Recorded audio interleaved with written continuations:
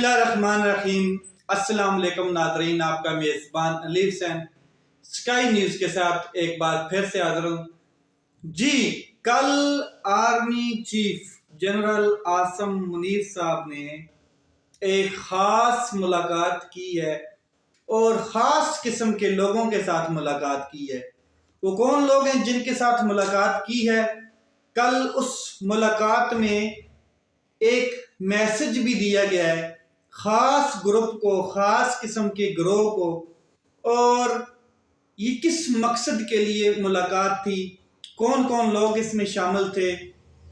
इसके ऊपर आज इस वीलॉग में बात करेंगे। दूसरा जो अहम खबर है वो ये है कि इमरान खान साहब की जेल में सूरत हाल कैसी है और इमरान खान साहब अमेरिका के अंदर डोनाल्ड लू के ऊपर मुकदमा करने जा रहे हैं। वो मुकदमा किस नौयत का है, किस किस्म का है, क्यों मुकदमा करना चाहते हैं इमरान खान साहब, और डोनाल्ड लू को उस मुकदमे से क्या नुकसान होगा? क्या डोनाल्ड लू अपने ओहदे से बर्तरफ हो जाएगा या उसके खिलाफ कोई इन्वेस्टिगेशन होगी, या उस मुकदमे से इमरान खान को क्या अब्रुप्ट फ़ायदा होगा? ये चीज़। तीसरी अहम चीज़ इस वीलॉग के अंदर कि सुप्रीम कोर्ट ऑफ पाकिस्तान में 3 रुकनी बेंच बना दिया गया है और इमरान खान साहब का जो केस है साइफर, उसके ऊपर दरख्वास्त ज़मानत के ऊपर एक बेंच 22 नवंबर को इसकी समाअत करने जा रहा है। अब ये केस या तो सिरे से उड़ जाएगा या फिर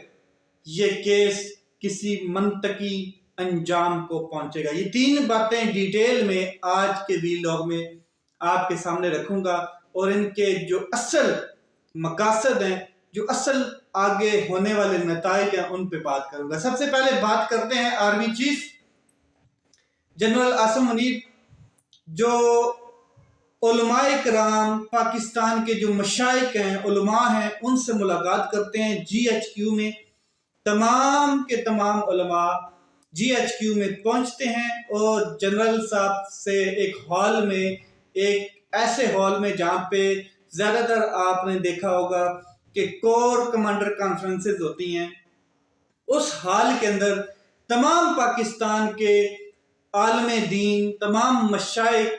बड़े बड़े जो मज़ाहिब, जो फ़िरक़ों से तल्लुक़ रखते हैं, इस्लामिक फ़िरक़ों से, वो तमाम लोग वहाँ पर मौजूद थे। और इस मुलाकात में काफ़ी बहस हुई है, काफ़ी गुफ्तगू हुई है। जनरल साहब ने पहले ख़िताब किया है, फिर सवालात भी लिए हैं, फिर अपने जो राय है तमाम उलमा से वो भी ली गई है, तमाम की बातें सुनी भी गई हैं, अपनी बात वहाँ पर रखी भी गई है और तमाम डाउट्स जो थे वो भी क्लियर करे गए हैं। 2-3 अहम चीज़ें जो वहाँ पर हुई हैं उनके हवाले से मैं बात करूँ तो एक तो उन्होंने कहा है कि जो अगवान पॉलिसी है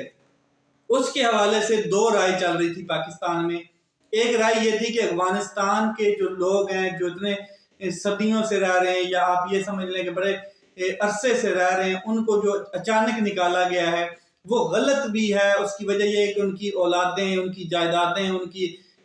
आगे पुश्तें यहाँ पर पैदा हुई हैं, वो यहाँ पर उनके जज्बात हैं, यहाँ पर वो सरजमीन के बासी बन चुके थे और उनको अचानक निकाल देना, उनको डेडलाइन देना, इसके ऊपर भी डिक्लेयर किया गया और क्लैरिफिकेशन और तमाम पॉलिसी इन लोगों को समझाएगी जो उलमा और मशाइख थे वहाँ पर मौजूद, कि असल में क्यों अगवान पॉलिसी के ऊपर हमने ये एक जो स्टेप उठाया है तारकीन अगवान का, उसके हवाले से उन्होंने कहा कि जो दहशत गर्दी हो रही थी पाकिस्तान में, और ये वो अफगानिस्तान के लोगों को नहीं निकाला जा रहा, उन पठानों को नहीं निकाला जा रहा जो यहाँ के नेशनल होल्डर हैं, ये जो गैर कानूनी मुकीम थे उन्हीं को निकाला जा रहा है। और उनको एक डेडलाइन भी दी गई 1 नवंबर की। जैसे वो डेडलाइन ख़त्म होती है तो फिर इनको डीबोर्ड करना शुरू किया जाता है बॉर्डर से। तो जनरल साहब ने ये बड़े क्लियर किया है कि जो दहशत गर्दी के वाक़यात होते हैं, जो हमारे आर्मी फोर्सेस और लॉ एनफोर्समेंट एजेंसीज के ऊपर अटैक किए जाते हैं, जो बारूदी सुरंगें बिछाई गई थी इनकी जानब से, या जो किस्म के वैसे ओवरऑल पब्लिकली अटैक्स हो रहे हैं, इनके ताने बाने इन गैर कानूनी लोगों से भी मिलते हैं اور پیچھے افغانستان کے جو طالبان لیول کے یا جو گروہ ہیں ان سے بھی ملتے ہیں. اس قسم کی تمام پالیسی بتائی گئی ہے جس کی وجہ سے ہمیں مجبوراً ان کا جو یہاں سے ڈپورٹ ہے وہ بھی کر رہے ہیں، ان کو یہاں سے نکالا جا رہا ہے. یہ اس کے اوپر ایک بات کی. دوسرا انہوں نے کہا کہ فرقہ واریت تصادم کروانے کی جو بار بار کوشش کی جاتی ہے، یعنی کہ فرقے میں بٹ کر جو تصادم کروانے کی، جو غول دینے کی کوشش کی جاتی ہے اور پاکستان کی سلامتی اور امن کو ڈسٹرائے کرنے کی کوشش کی جاتی ہے، اس حوالے سے بھی تفصیل کے ساتھ انہوں نے بات کی ہے. انہوں نے کہا کہ کسی قسم کے فرقہ واریت کی اجازت نہیں دی جائے گی. کسی قسم کا بھی جو آپ انتشار پسندی کا ذہن رکھتا ہے کوئی بھی، اس کو یہ اجازت نہیں دی جائے گی کہ پاکستان کے اندر، ملک کے خدا داد میں آپ ایک اسلام کے اندر فرقہ واریت کے اوپر ایک انتشار پیدا کریں اور پھر ملک کے امن کو، ملک کے استحکام کو ٹھیس پہنچے. اس کی بھی اجازت نہیں دی جائے گی. اور ساتھ میں علماء اور مشائخ کو کہا گیا کہ آپ نے اپنا ایک کردار ادا کرنا ہے اس طرح کی فرقہ واریت والے سیٹ اپ میں. دوسرا اس کے علاوہ جو لاسٹ میں اب بات کروں گا وہ یہ ہے کہ انہوں نے کہا کہ کوئی بھی گروہ، کوئی بھی ادارہ، کوئی بھی ایسا عنصر جو کہ طاقت کا استعمال کرے ریاستی اداروں کے علاوہ، وہ کسی کو اجازت نہیں دیں گے. یہ بات آپ نے بڑی گہرائی میں سمجھنی ہے. بٹوین دی لائن میننگ ہے کہ کسی قسم کے گروہ کو، کسی قسم کے گروپ کو اجازت نہیں دی جائے گی. جو ریاستی ادارے ہیں ان کے گروپ کے ہٹ کے، یا جو لا انفورسمنٹ ایجنسیز ہیں ان سے ہٹ کے کوئی ایسا گروہ، کوئی پولیٹیکل گروہ ہو سکتا ہے، کوئی مذہبی گروہ ہو سکتا ہے، کوئی بھی، کہ ان کو یہ اجازت نہیں دی جائے گی کہ وہ کسی قسم کا بھی مسلح جتھا بنا کر پاکستان کی انٹیگریٹی اور پاکستان کے استحکام اور پاکستان کی سالمیت کے اوپر کوئی اٹیک کرے یا ریاست کی ریٹ کو چیلنج کرے. بالکل ٹھیک ہے، انہوں نے ایک پیغام اس میں کوٹ کیا ہے، کافی لوگوں کو پیغام کوٹ کیا ہے اس لائن میں، اور وہ پیغام آپ کو پتہ ہے کہ یہ 9 مئی کے جو واقعات ہوئے ہیں اس حوالے سے بھی جو آرمی چیف ہیں یا آرمی کے اندر جو یہ ایک چیز ہے کہ جو 9 مئی کے واقعات ہیں وہ کسی خاص گروپ نے کروائے ہیں، حالانکہ اس کی ابھی تک صاف شفاف انویسٹیگیشنز نہیں ہوئی ہیں. میں اس کے اوپر بات نہیں کرنا چاہوں گا. ریاست ایسے حالات کیوں پیدا کرتی ہے کہ ریاست کی ریٹ کو چیلنج کرنے کے لیے ایک عام آدمی کھڑا ہو جاتا ہے؟ یہ میرا ایک سوال ہے کہ ریاست ایک ماں کی طرح ہوتی ہے. ریاست ایسے حالات کیوں پیدا کرتی ہے؟ ماں ایک ایسے حالات کیوں پیدا کرتی ہے کہ بچے اس کے جو ہیں وہ اس کے خلاف بغاوت کریں، بچے اس کے خلاف مسلح جتھا بن جائیں، بچے اس کے خلاف سوچنا شروع کر دیں. ریاست ماں ہوتی ہے، اور جب ماں اپنے بچوں کا حقوق پورا کرتی رہتی ہے، ماں جب اپنے بچوں کے فرائض حقوق سارے پورے کرتی ہے، تو پھر ضرورت نہیں پڑتی کہ بچے جو ہیں وہ بغاوت کریں، بچے جو ہیں ماں کے خلاف کھڑے ہو جائیں. اب ریاست کی بات کریں تو ریاست ایسے حالات کیوں پیدا کرتی ہے، ایک سیٹ اپ ایسا کیوں پیدا کرتی ہے کہ جب تک لوگوں کے حقوق ڈسٹرائے نہیں ہوں گے، جب تک لوگوں کی چار دیواری کا تقدس پامال نہیں ہوگا، تو میرے اندازے میں کوئی بھی ایسا پاکستانی، کوئی بھی ایسا محب وطن نہیں ہوگا کسی ملک کا بھی کہ وہ اپنی ریاست کو ہی چیلنج کرنا شروع کر دے. یہ ایک اہم چیز ہے. لیکن یہ سارا جتنا بھی سیٹ اپ ہوا ہے، اس میں آرمی چیف نے اپنا ایک فیصلہ سنایا ہے. اب آپ کو میں دوسری طرف لے جاؤں تو قوم نے ایک فیصلہ سنایا ہے. 4 سدہ کی قوم نے کل دوبارہ جلسہ کیا ہے، ورکر کنونشن تھا، خطاب کیا ہے افضل شیر مروت صاحب نے، اور انہوں نے دھواں دار خطاب جیسے وہ کرتے ہیں، جذباتی انسان ہے، اور انہوں نے کہا کہ بالکل بھی اگر آپ جھنڈا لگائیں اور کوئی لگانے نہ دے تو اس کا ہاتھ توڑ دو. جذباتی خطاب تھا. انہوں نے کہا کہ یہ کوئی طریقہ کار نہیں ہے کہ ہم اپنے جھنڈے کی حفاظت نہ کر سکیں، ہم اپنے بیانی کی حفاظت نہ کر سکیں، ہم اپنے آپ کی حفاظت نہ کر سکیں، اور چند لوگ آئیں اور آپ کو پیٹ کے چلے جائیں اور آپ کے تمام سیٹ اپ کو توڑ کر چلے جائیں. اس کے علاوہ عمران خان صاحب کی بہن علیمہ خان صاحبہ جو ہیں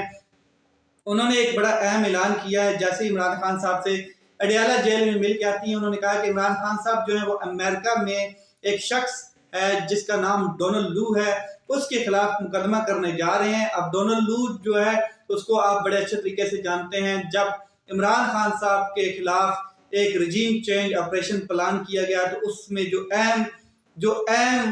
شخص تھا جس اہم شخص نے ہمارے سفیر اسد مجید صاحب کو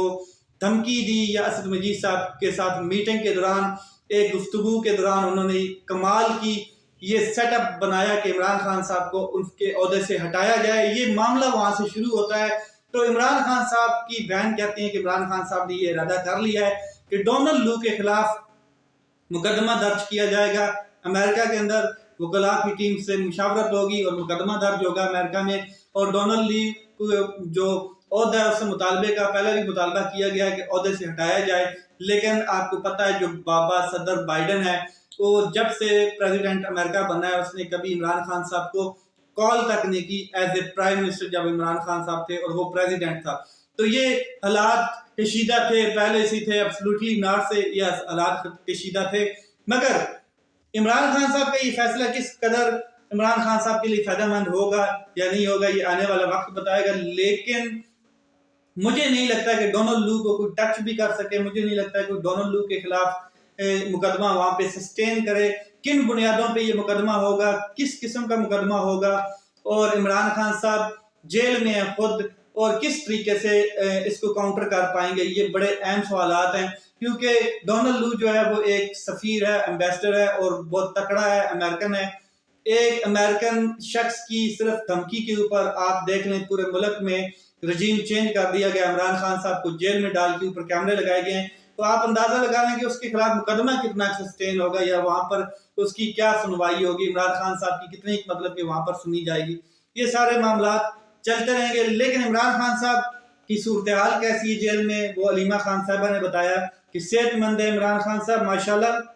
واک کرتے ہیں، چہل قدمی کرتے ہیں، کتابیں پڑھ رہے ہیں، نمازیں پڑھ رہے ہیں، قرآن پڑھ رہے ہیں، اور عمران خان صاحب بھرپور جو ہے دوبارہ سیٹ ہو گئے ہیں۔ جیسے پہلی دفعہ اٹک میں تھے تو وہ جب سیٹ ہوئے تھے، یہ والی چیز دنیا کو پتہ چلی تھی کہ عمران خان صاحب اب اٹک میں سیٹ ہو گئے ہیں، تو انہوں نے اڈیالہ میں شفٹ کر دیا تھا۔ اب مجھے ڈر ہے کہ کہیں عمران خان صاحب کے اس سیٹلمنٹ کے بعد، سیٹ ہونے کے بعد کہیں یہ نہ ہو کہ بلوچستان کی یا ڈی جی خان کی یا ڈیرہ اسماعیل خان صاحب کی کہیں پہ کوئی کیا کہتے ہیں جیل بنی ہوئی ہے اور وہاں پر لگا دیا جائے، عمران خان صاحب کو بھیج دیا جائے، یہ کوئی بات سمجھ نہیں آ رہی۔ لیکن عمران خان صاحب اڈیالہ میں سیٹ ہو گئے ہیں۔ اس کے علاوہ پرویز الہی صاحب بھی کل بتا چکے ہیں کہ عمران خان صاحب میرے ساتھ والے بیرک میں ہیں، یعنی کہ ساتھ والے کمرے میں ہو سکتے ہیں اور سیل میں ہیں، اور بڑے اچھے ہیں، بہترین ہیں، خوشگوار ہیں۔ لیکن عمران خان صاحب کا ایک اہم میسج میں جو آپ کے ساتھ شیئر کرنا چاہتا ہوں وہ یہ ہے کہ عمران خان صاحب نے کہا کہ بھٹو کی طرح مجھے اسیسن نہیں کیا جا سکتا، مجھے اسیسینیٹ کی نہیں کیا جا سکتا۔ جو لوگ یہ سوچ رہے ہیں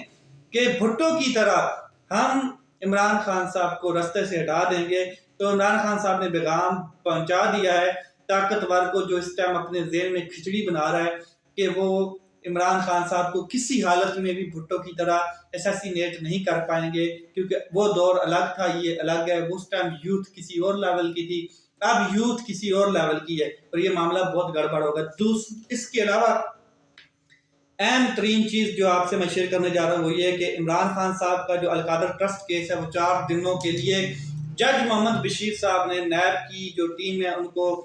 عمران خان صاحب کا ریمانڈ دے دیا ہے، جسمانی ریمانڈ آپ کہہ لیں۔ وہ نیب کی ٹیم اس کے اوپر تفتیش بھی کر چکی ہے اڈیالہ جیل میں پہلی بار جا کر، اور تفتیش کے دوران کافی سوالات بھی کیے جا چکے ہیں جس کے اوپر جج محمد بشیر صاحب کے سامنے مکالمہ کیا عمران خان صاحب نے، اور انہوں نے کہا ہے کہ یہ کس قسم کا کیس ہے کہ نہ تو میں اس کا بینیفیشری ہوں، نہ میں نے کوئی رشوت لی ہے، نہ میں نے کوئی کرپشن کی ہے۔ ایک لینڈ ہے جس کے اوپر یونیورسٹی بنی ہے اسلام کے نام کے اوپر، القادر ٹرسٹ ہے، وہ ٹرسٹی ہیں القادر ٹرسٹ کے، اور یہ وہ القادر ٹرسٹ ہے جس میں بشرا بی بی نامزد ہے، یعنی کہ 190 ملین پاؤنڈ والا یہ کیس ہے۔ تو عمران خان صاحب نے مکالمہ کیا جج محمد بشیر صاحب سے کہ یہ کس قسم کا کیس ہے کہ مجھے ہی اس میں نامینیٹ کیا گیا ہے، حالانکہ یہ مفت تعلیم دینے کے لیے ایک ادارہ بنایا، ایک یونیورسٹی بنائی، اور یہ ایک ٹرسٹ کے ذریعے چلنی ہے، لیکن اس کے حوالے سے میرے اوپر کرپشن کیس بنا دیے۔ کون سی کرپشن ہے، کون سی رشوت ہے مجھے بتائی جائے، نہ تو میں اس کا بینیفیشری ہوں، نہ اس کے مجھے کوئی پرافٹ آ رہا ہے۔ اس کے علاوہ عمران خان صاحب نے اور بھی وہاں پر کافی گفتگو کی، اور عمران خان صاحب نے جو 2 درخواستیں سپریم کورٹ آف پاکستان میں لگائی تھیں ان کے حوالے سے اگر میں بتاؤں تو ایک درخواست یہ تھی کہ جو سائفر کیس ہے اس میں ضمانت ملی جائے، اس میں ضمانت ہونی چاہیے، اور دوسری یہ درخواست تھی کہ جو فرد جرم ہے سائفر کیس میں خان پر لگائی گئی اس کو چیلنج کیا گیا تھا۔ سپریم کورٹ آف پاکستان کی جانب سے 3 رکنی بینچ بنا دیا گیا جس میں جسٹس طارق مسعود صاحب، جسٹس یحییٰ خان صاحب اور جسٹس عائشہ ملک صاحبہ ہیں۔ تو یہ 22 نومبر کو عمران خان صاحب کی درخواستوں کے اوپر سماعت کرنے جا رہا ہے۔ لیٹس سی کیا ہوتا ہے۔ یہ فیک کیس ہے، ویسے تو نارملی اعتزاز احسن اور بڑے بڑے جو قانوندان ہیں وہ بتا چکے ہیں کہ یہ ایگزیکٹو کے اختیارات جو ہوتے ہیں پرائم منسٹر صاحب وہ اپنے اختیار کر سکتا ہے، وہ استعمال بھی کر سکتا ہے۔ تو یہ عمران خان صاحب کا استحقاق تھا کہ وہ پبلکلی بتاتے لوگوں کو کہ میرے خلاف سازش ہوئی، یا اس ملک کی جو کیا کہتے ہیں رٹ ہے یا ریاست ہے اس کے خلاف ایک باہر سے ایک شخص نے سازش کی اور یہ حکومت رجیم چینج ہوئی ہے۔ پھر کتنا جلدی یہ کیس فارغ ہوتا ہے، کیا یہ سسٹین کرے گا سائفر کیس یا نہیں کرے گا، کیونکہ اس میں ضمانت کنفرم ہے، اس لیے عمران خان صاحب کو 2 کیسز اور میں گرفتار کر لیا گیا، اور اگر ان میں بھی ضمانت کنفرم ہونے کے چانسز ہوئے تو پھر 9 مئی کے واقعات پھر اور بڑے کیسز ہیں۔ لیٹس سی کیا ہوتا ہے۔ اپنا خیال رکھیں، اپنے بھائی کے اس چینل کا خیال رکھیں۔ پاکستان زندہ باد۔